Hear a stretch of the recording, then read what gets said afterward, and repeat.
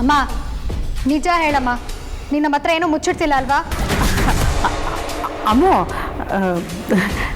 ನಾನು ಯಾಕೆ ನಿನ್ನಿಂದ ಯಾವುದಾದ್ರೂ ವಿಷಯ ಮುಚ್ಚಿಡಲಿ?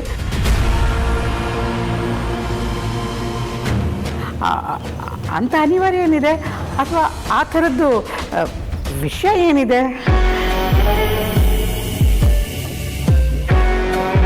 ಮತ್ತಿದೆಲ್ಲ ಏನು? ಓಹೋ, ಅವತ್ತೇನಾಯ್ತು ಗೊತ್ತೇನೆ, ರಸ್ತೆಯಲ್ಲಿ ನಡ್ಕೊಂಡು ಹೋಗ್ತಿದ್ದ, ಎಂಥ ಬಿಸಿಲು ಗೊತ್ತಾ, ನೆತ್ತಿಯೆಲ್ಲ ಸುಟ್ಟೋಗಿ ತಲೆ ಚಕ್ಕರಾಗಿ ಬಿದ್ದುಬಿಟ್ಟೆ ಕಣೆ.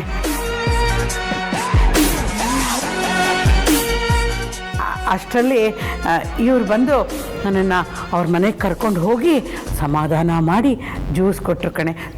ತುಂಬ ತುಂಬ ಒಳ್ಳೆ ಹುಡುಗ. ಹಾಂ ಹಾಂ,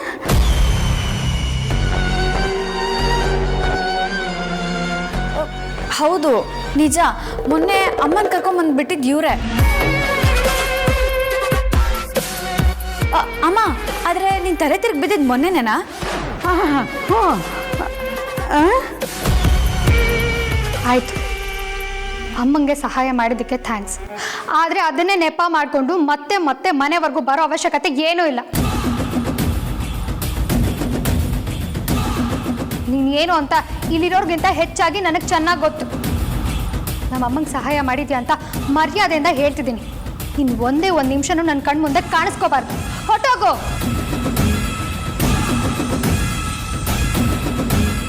ಅವಳು ತುಂಬ ಸಾಫ್ಟಾಗಿ ಹೇಳ್ತಿದ್ದಾಳೆ. ಅದೇ ಮಾತನ್ನ ನಾನು ಹೇಳಬೇಕು ಅನ್ನೋದು ಬೇರೆ ರೀತಿಯೇ ಇರುತ್ತೆ. ಮರ್ಯಾದೆಗಳಿಂದ ಆಚೆ ಹೊರಟೋಗ.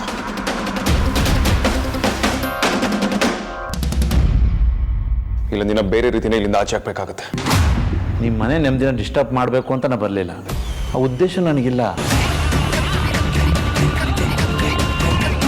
ನೀವು ನನ್ನ ಖಂಡಿತ ತಪ್ಪು ತಿಳ್ಕೊಂಡಿದ್ದೀರಾ. ಹೀಗೆ ದೇವಸ್ಥಾನಕ್ಕೆ ಹೋಗ್ತಾ ಇದ್ದೆ, ಹಾಗೆ ಅಮ್ಮನ ನೋಡಿಕೊಂಡು ಆರೋಗ್ಯ ವಿಚಾರಿಸ್ಕೊಂಡು ಮಾತಾಡ್ಸ್ಕೊಂಡು ಹೋಗೋಣ ಅಂತ ಬಂದೆ ಅಷ್ಟೇ, ಇನ್ನೇನೂ ಇಲ್ಲ.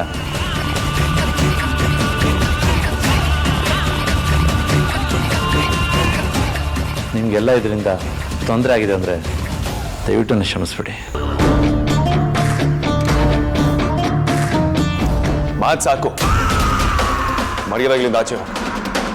ಇನ್ನೊಂದ್ಸಲ ಮನೆ ಸುತ್ತಮುತ್ತ ಎಲ್ಲಾದ್ರೂ ಕಾಣಿಸ್ಕೊಂಡ್ರೆ ಪರಿಣಾಮ ನೆಟ್ಟಿಗಿರೋದಿಲ್ಲ.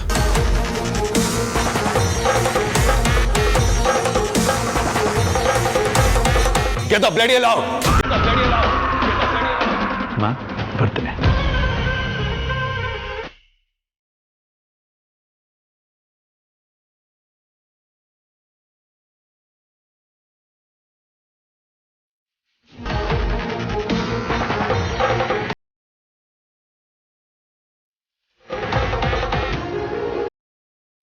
ವೇದಾಂತು, ಆಗಿದ್ದ ಹಾಗೋಯ್ತು. ಬಾ, ಪೂಜೆ ಕೂತ್ಕೋ. ಬೇಡಪ್ಪ, ನನಗೆ ಆಲ್ರೆಡಿ ಆಫೀಸ್ ಟೈಮ್ ಆಗಿದೆ, ನಾನು ಹೊರಡ್ತೀನಿ. ಇನ್ನೂ ಪೂಜೆನೇ ಮುಗ್ದಿಲ್ವಲ್ಲಪ್ಪ, ಪೂಜೆ ಮುಗಿಸ್ಕೊಂಡು ಹೋಗ್ಲಿದಾ? ಬೇಡಮ್ಮ, ನೀವು ಕರೆದ್ರೆ ಅಂತ ಇಲ್ಲಿ ಬಂದೆ. ನನಗೆ ಯಾವುದ್ರಲ್ಲೂ ಆಸಕ್ತಿ ಇಲ್ಲ.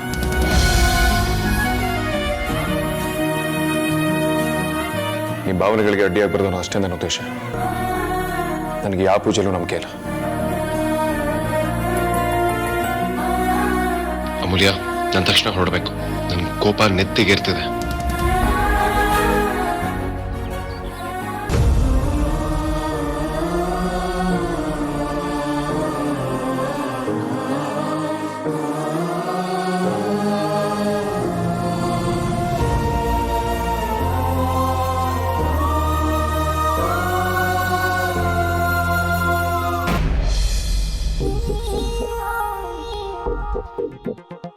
ತುಂಬ ಹೆವಿ ಅಮೌಂಟ್ ಟ್ರಾನ್ಸ್ಫರ್ ಆಗಿದೆಯಲ್ಲ. ವೇದಾಂತ್ ವೆಂಚರ್ಸಿಂದ ಸುಹಾಸಿನಿ ಫೌಂಡೇಶನ್ಸ್ಗೆ ತುಂಬಾ ಟ್ರಾನ್ಸಾಕ್ಷನ್ಸ್ ಆಗಿದೆ. ಅಷ್ಟಕ್ಕೂ ಅದನ್ನೆಲ್ಲ ಏನು ಮಾಡಿದ್ರು ಅಂತ ರೆಕಾರ್ಡ್ಸು ಇಲ್ಲ. ಸುಹಾಸಿನಿ ಇದನ್ನೆಲ್ಲ ಏನು ಮಾಡಿರ್ಬೋದು? ಮೇ ಬಿ ಅವಳು ಪರ್ಸ್ನಲ್ ಯೂಸ್ಗೆ ಉಪಯೋಗಿಸ್ಕೊಂಡಿರ್ಬೋದಾ? ಖಂಡಿತ ಅದಕ್ಕೆ ಯೂಸ್ ಮಾಡ್ಕೊಂಡಿರ್ತಾಳೆ. ಇದನ್ನೆಲ್ಲ ಅಗ್ರಜನ್ಗೆ ಹೇಳ್ದೆ ಹೇಗಿರಲಿ? ಹೇಳ್ದೆ ಇರೋಕ್ಕೂ ಆಗಲ್ಲ. ಏನು ಮಾಡಲಿ?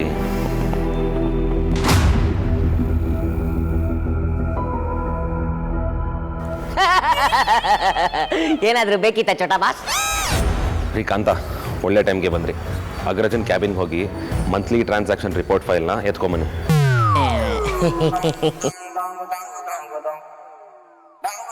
ರೀ ಹೇಳಿದ್ ಕೇಳಿಸ್ಲಿಲ್ವೇನ್ರಿ?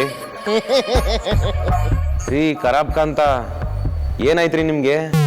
ಯಾಕೆ ಸುಮ್ಮನೆ ನಗ್ತಾ ಇದ್ದೀರಾ? ಅದು ಇವತ್ತು ನಮ್ಮ ಬಾಸ್ಗೆ ಅವರ ಬಾವಿ ಅತ್ತೆ ಮನೇಲಿ ಫುಲ್ಲು ರಾಯಲ್ ಟ್ರೀಟ್ಮೆಂಟ್ ಸಿಗುತ್ತೆ. ಅವರು ಆ ಸಂಭ್ರಮದಲ್ಲಿ ಮುಳುಗಿರ್ತಾರೆ. ಆ ಸಂಭ್ರಮದಿಂದ ಯಾವಾಗ ಆಚೆ ಬರ್ತಾರೆ ಅಂತ ಗೊತ್ತಿಲ್ಲ. ನನಗೆ ಗೊತ್ತಿರಂಗೆ ಮೋಸ್ಟ್ಲಿ ಲೇಟ್ ಆಗುತ್ತೆ. ಇದೇ ನೆಪದಲ್ಲಿ ನಾನೊಂಚೂರು ಆಚೆ ಹೋಗಿ ಗಾಳಿ ಬೆಳಕು ತಗೊಂಬರೋಣ ಅಂತ ಅಂದ್ಕೊಂಡೆ. ಒಂದು ಕೆಲಸ ಮಾಡಿ, ಕ್ಯಾಬಿನ್ಗೆ ಹೋಗಿ AC ಮತ್ತು ಲೈಟ್ ಎರಡೂ ಆನ್ ಮಾಡಿ, ಎರಡೂ ಸಿಗುತ್ತೆ. ಯಾಕ್ರಿ ಸುಮ್ಮನೆ ಡವ್ ಮಾಡ್ತೀರಾ? ಅದೇನು ಅನ್ಕೊಂಡಿದ್ದೀರಾ ಅಂತ ಹೇಳಿ. ಅದು ಇವತ್ತು ಭೀಮ್ ನಂಬಾಸೆ ಅಲ್ವಾ? ನನ್ನ ಮೀನು ದೇವಸ್ಥಾನದಲ್ಲಿ ಕಾಯ್ತಾ ಇರ್ತೀನಿ, ಇಬ್ರು ದೇವ್ರ ದರ್ಶನ ಒಟ್ಟಿಗೆ ಮಾಡೋಣ ಅಂತ ಹೇಳಿದಳೆ. ಅದಕ್ಕೆ ಹಿಂಗೆ ಹೋಗಿ ಹಿಂಗೆ ಬಂದ್ಬಿಡೋಣ ಅಂತ ಅನ್ಕೊಂಡೆ. ರೀ ಸಿಕ್ಕಿದ್ದೇ ಚಾನ್ಸು ಅಂತ ಪೂಜೆ ದರ್ಶನ ಅಂತ ಆಫೀಸ್ನೇ ಬಂಕ್ ಮಾಡಕ್ ನೋಡ್ತಿದ್ದೀರಾ? ನಿಮಗೆ ಲೀವ್ ಇರೋ ದಿನ ಏನು ಬೇಕಾದರೂ ಮಾಡ್ಕೊಳ್ಳಿ, ದರ್ಶನನಾದರೂ ಮಾಡಿ ಪೂಜೆನಾದರೂ ಮಾಡ್ಕೊಳ್ಳಿ. ನಿಮ್ಮನ್ನು ಯಾರು ಕೇಳೋರು? ಅಗ್ರಜ ಇಲ್ಲದೆ ಇರೋ ಟೈಮ್ನ ಅಡ್ವಾಂಟೇಜ್ ಆಗಿ ತಗೊಳ್ಳೋಕ್ಕೆ ನಾನು ಬಿಡಲ್ಲ. ಹೋಗಿ ನಾನು ಕೇಳಿದ ರಿಪೋರ್ಟ್ನ ಎತ್ಕೊಂಬನ್ನಿ ಬೇಗ. ಇವತ್ತು ನಾವು ವೀಕ್ಲಿ ರಿಪೋರ್ಟ್ನ ಕಂಪ್ಲೀಟ್ ಮಾಡಲೇಬೇಕು. ಹೇಳಿ ಕೇಳಿ ಇಬ್ಬರದು ಒಂದೇ ಬ್ಲಡ್ಡು. ಮಳೆ ಗಾಳಿ ಎಲ್ಲ ಒಟ್ಟಿಗೆ ಬಂದೇ ಬರುತ್ತೆ. ಅದು ಹೇಗೆ ಚೇಂಜ್ ಆಗುತ್ತೆ ಎಲ್ಲ ನನ್ನ ಹಣೆ ಬರ. ಸತ್ಯ ಬೇರೆನೇ ಇದೆ. ವೇದಾಂತ್ ವಸಿಷ್ಠ ಸುಹಾಸಿನಿ ಮತ್ತೆ ಶ್ರೀಧರ್ನ ಮಗನೇ ಅಲ್ಲ. ವೇದಾಂತ್ ವಸಿಷ್ಠ ಸುಹಾಸಿನಿ ಮತ್ತೆ ಶ್ರೀಧರ್ನ ಮಗನೇ ಅಲ್ಲ.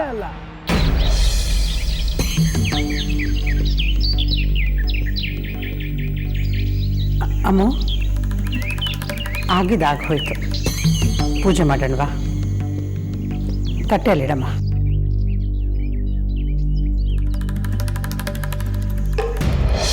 ಬಿ ಕೂತ್ಕೊಳ್ಳಿ.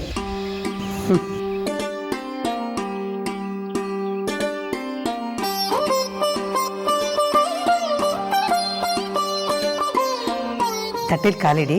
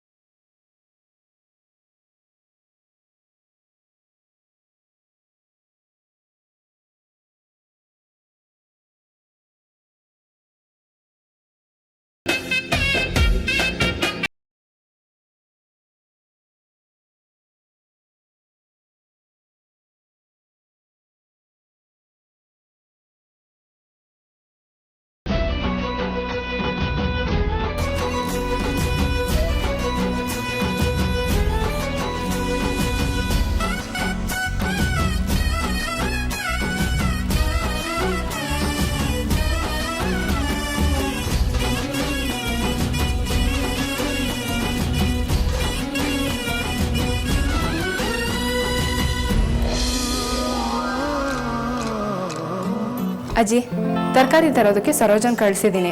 ಇನ್ನು ಸ್ವಲ್ಪ ಹೊತ್ತರಲ್ಲೇ ಅಡುಗೆ ರೆಡಿ ಆಗಿಬಿಡುತ್ತೆ. ನಾನು ಒಂದ್ಸತಿ ಹೋಗಿ ಚೆಕ್ ಮಾಡ್ಕೊಂಡು ಬರ್ತೀನಿ. ಏನಾದರೂ ಬೇಕಿತ್ತಾ ಅಜ್ಜಿ? ಆರತಿ, ನೀನು ಈ ಮನೆಗೆ ಸೊಸೆಯಾಗಿ ಬಂದಾಗ್ಲಿಂದ ಈ ಮನೇಲಿ ಯಾರಿಗೆ ಏನು ಬೇಕು ಅಂತ ಅನಿಸಿದ್ದೇ ಇಲ್ಲ. ಯಾಕೆಂದರೆ ನಾವು ಕೇಳೋದಕ್ಕಿಂತ ಮುಂಚೆನೇ ನಮ್ಮ ಅಗತ್ಯಗಳನ್ನೆಲ್ಲ ಅರ್ಥ ಮಾಡಿಕೊಂಡು ನೀನೇ ಮಾಡಿಬಿಟ್ಟಿರ್ತೀಯ. ನಾನು ಇದನ್ನು ನಿನಗೆ ಸುಮ್ಮನೆ ಹೇಳ್ತಾ ಇಲ್ಲ ಮಾರ್ತಿ, ನೀನು ನಮ್ಮ ಜೀವನನ ಸುಲಭ ಮಾಡಿಬಿಟ್ಟಿದ್ಯಾ. ನಾನು ಯಾವಾಗಲೂ ನಿಮಗೆ ಯಾವ ಕೊರತೆನೂ ಆಗದೆ ಇರೋ ಹಾಗೆ ನೋಡ್ಕೊತೀನಿ ಅಜ್ಜಿ. ಆದರೆ ಇನ್ನು ಸ್ವಲ್ಪ ದಿನಕ್ಕೆ ನಿನ್ನ ತಂಗಿ ಬಜಾರಿ ಬಂದು ಇಲ್ಲೆಲ್ಲ ಉಲ್ಟಾ ಮಾಡಿಬಿಡ್ತಾಳೆ ಅನ್ನೋದೇ ನನಗೆ ಟೆನ್ಷನ್ನು. ಹಾಗ್ಯಾಕೆ ಹೇಳ್ತೀರಾ ಅಜ್ಜಿ? ಅವಳು ಆ ಥರ ಎಲ್ಲ ಮಾಡಲ್ಲ. ಅವಳು ನನಗಿಂತ ಜಾಣೆ, ಚುರುಕು. ಅಯ್ಯೋ, ಅವಳು ದಡ್ಡಿ ಅಂತ ಅಲ್ಲಮ್ಮ ನಾನು ಹೇಳ್ತಾ ಇರೋದು. ಅವಳ ಹತ್ರ ಏನೋ ವಿಶೇಷವಾದ ಶಕ್ತಿ ಇದೆ. ಅವಳು ಈ ಮನೆಗೆ ಸೊಸೆಯಾಗಿ ಬಂದುಬಿಟ್ರೆ ಈ ಮನೇಲಿರೋ ಗಂಡಸರೆಲ್ಲ ಅಡುಗೆ ಮನೆಯಲ್ಲಿ ಕೆಲಸ ಮಾಡಬೇಕು, ಹೆಂಗಸರೆಲ್ಲ ಆರಾಮಾಗಿರಬೇಕು ಅಂತ ಹೇಳಿದ್ರೆ ಅದು ನಡೆಯುತ್ತೆ. ಆ ತರಲೆ ಬಜಾರಿಗೆ ಈ ಮನೇಲಿ ತರಲೆ ಪಾರ್ಟರ್ ಒಬ್ಬ ಇದ್ದಾರೆ, ನಿನ್ನ ಗಂಡ ವಿಕ್ಕಿ. ಇಬ್ಬರು ಸೇರಿಕೊಂಡು ನನ್ನನ್ನು ಮುದುಕಿ ಈ ಮನೇಲಿ ಜಾಗ ಖಾಲಿ ಮಾಡು ಅಂತ ಹೇಳಿದ್ರು ಹೇಳ್ಬೋದು.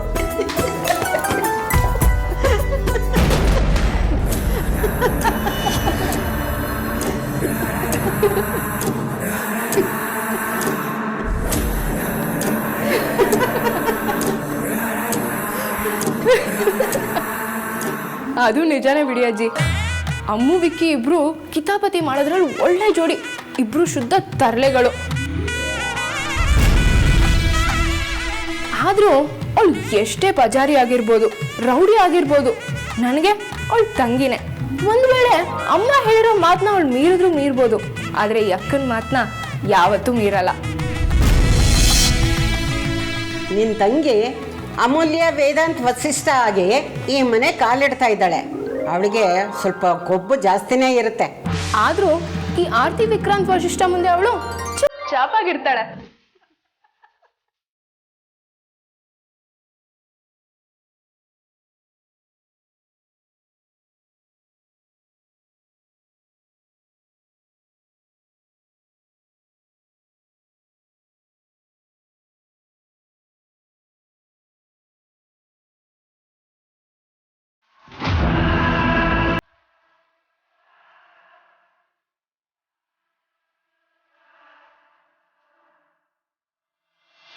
ಬರೀ ಈಗ ನೀನು ಈ ಕಡೆ ಕುತ್ಕೋಬಾ.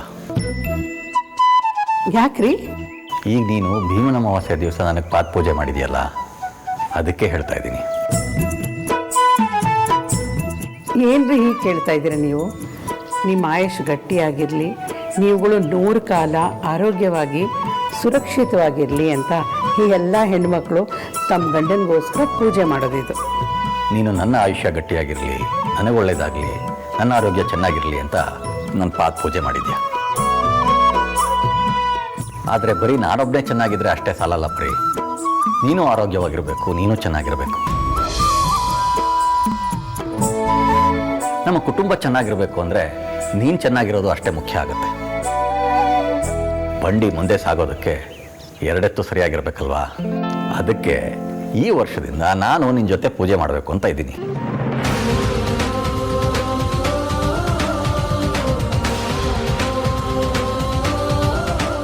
ಏನ್ರಿ ನಿಮ್ಗೇನಾದ್ರು ಹುಚ್ಚ? ನನಗೆ ಪೂಜೆ ಮಾಡ್ತಾರಂತೆ. ನನ್ನ ಪ್ರಕಾರ ಅದರಲ್ಲಿ ಯಾವ ತಪ್ಪು ಇಲ್ಲ. ಹೆಂಡತಿ ಗಂಡನ ಪೂಜೆ ಮಾಡಬೇಕು ಅಂತ ಹೇಳಿದ್ದಾರೆ, ಆದರೆ ಗಂಡ ಹೆಂಡತಿ ಪೂಜೆ ಮಾಡಬಾರ್ದು ಅಂತ ಎಲ್ಲೂ ಹೇಳಿಲ್ಲ.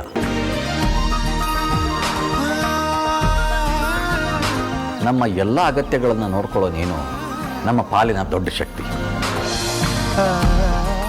ನಾವು ದೇವರನ್ನ ಯಾಕೆ ಪೂಜಿಸ್ತೀವಿ ಹೇಳು? ಅವನು ದೊಡ್ಡವನು, ಅವನು ಶಕ್ತಿ ಜಾಸ್ತಿ ಅಂತ ಅಲ್ವಾ? ಹಾಗೆ ನೀನು ನಮ್ಮ ಪಾಲಿಗೆ ಶಕ್ತಿ.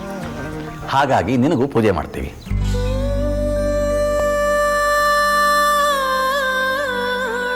ಗಂಡ ಅಂತ ಪೂಜೆ ಮಾಡ್ತಾ ಇದ್ದೀನಿ ಅಂತ ಅನ್ಕೋಬೇಡ. ನಿನ್ನಿಂದ ಸಹಾಯ ಪಡೆದಿರುವ, ಸಂತೋಷ ಪಡೆದಿರುವ ನಾನು ಅಂದರೆ ಒಂದು ಆತ್ಮ ಇನ್ನೊಂದು ಆತ್ಮಕ್ಕೆ ಧನ್ಯವಾದ ಹೇಳ್ತಾ ಇದೆ ಅಂತ ಅನ್ಕೋ. ನನಗೇನು ಹೇಳಬೇಕು ಅಂತ ಗೊತ್ತಾಗ್ತಾ ಇಲ್ಲ ರೀ.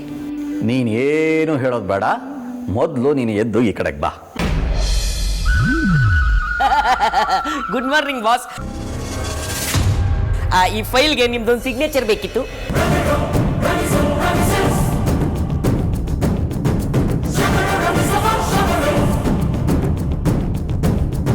ತೊಲಗ್ರಿ ಇಲ್ಲಿಂದ. ನನ್ನ ಕಣ್ಣು ಮುಂದೆ ಕಾಣಿಸ್ಕೊಬಿಡಿ ನೀವು.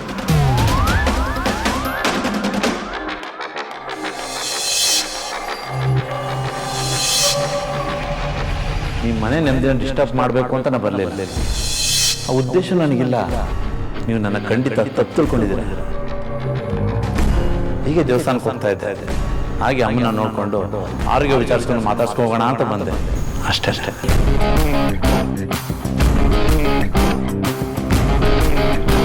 ಅಗ್ರಜ ಅಗ್ರಜ ಅಗ್ರಜ ಏನಾಯ್ತು ಅಗ್ರಜ? ಯಾಕೆ ಕೋಪ ಮಾಡ್ಕೊಂಡಿದ್ಯಾ? ಸ್ವಲ್ಪ ಕೂಲ್ ಆಗು. ಏನಾಯ್ತು? ರಾಸ್ಕಲ್ ಕಿಶನ್ ಮತ್ತೆ ಬಂದಿದ್ದಾನೆ ವಿಕ್ರಾಂತ್. ಅವನು ನೋಡಿದಾಗಿಂದ ನನ್ನ ಕೋಪನ ಕಂಟ್ರೋಲ್ ಮಾಡ್ಕೊಳ್ಳೋದಕ್ಕೆ ಆಗ್ತಾನೆ ಇಲ್ಲ. ಕಿಶನ್ನ? ಹೌದು ವಿಕ್ರಾಂತ್, ಆ ಕಿಶನ್ ಮತ್ತೆ ವಾಪಸ್ ಬಂದಿದ್ದಾನೆ. ಅದು ಸಾಲದು ಅಂತ ಅತ್ತೆ ಹತ್ರ ತುಂಬಾ ಒಳ್ಳೆಯವನು, ಅಮಾಯಕ, ಮುಗ್ಧ ಅಂತ ಹೆಸರು ಬೇರೆ ತಗೊಂಡಿದ್ದಾನೆ. ನೋಡ್ತಿದ್ರೆ ಅತ್ತೆ ಒಂದನ್ನು ಹೊಗಳ್ತಿದ್ರೆ ನನ್ನ ಮೈಯೆಲ್ಲ ಉರಿಯುತ್ತೆ. ವಾಟ್ ನಾನ್ಸೆನ್ಸ್ ವಿಕ್ರಾಂತ್, ಇದೆಲ್ಲ ಹೇಗಾಗೋದಿಕ್ಕೆ ಸಾಧ್ಯ? ಅಗ್ರಜ, ಆದ್ರೆ ಅವನು ಜೈಲಲ್ಲಿದ್ದ ಅಲ್ವಾ? ಜೈಲಿಂದ ಹೊರಗೆ ಹೇಗೆ ಬಂದ? Somebody must have just bailed him out.